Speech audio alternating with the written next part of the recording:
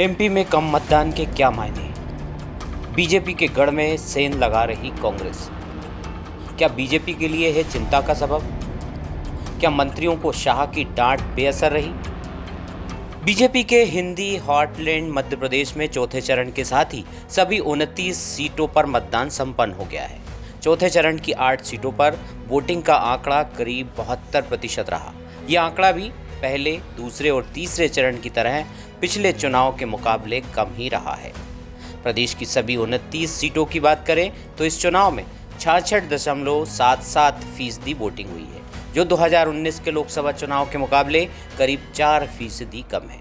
2019 के चुनाव में प्रदेश की 29 सीटों पर 71.16% वोटिंग हुई थी। 2019 के लोकसभा चुनाव के मुकाबले इस बार 23 सीटों पर वोटिंग घटी है, जबकि 6 सीटों पर मतदान ज्यादा हुआ है।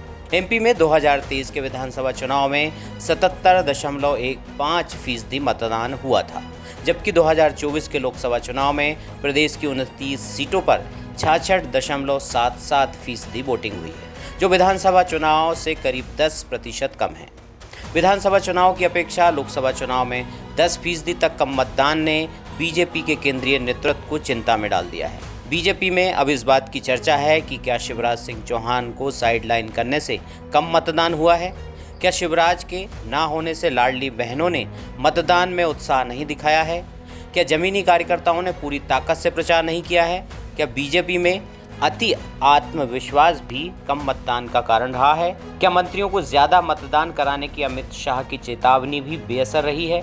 जिन हाई प्रोफाइल सीटों पर शिवराज सिंधिया जैसे दमदार प्रत्याशी थे, उनकी छवि के कारण वोटिंग प्रतिशत बढ़ा है। क्या इन नेताओं को उनके गढ़ तक सीमित करना बीजेपी को महंगा पड़ सकता है? कम वोटिंग बीजेपी को नुकसान पहुंचाएगी तो कांग्रेस को कितना फायदा होगा? ऐसे अनगिनत सवाल हैं जो बीजेपी के अंदर खाने चर्चा का विषय बने हुए हैं।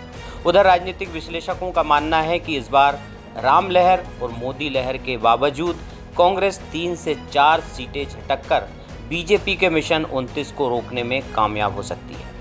यदि ऐसा हुआ तो प्रदेश को लेकर क्या नया फैसला लेगी बीजेपी, ये देखने वाली बात होगी। लेकिन ये अनुमान भर है, असली फैसला तो 4 जून को ही आएगा।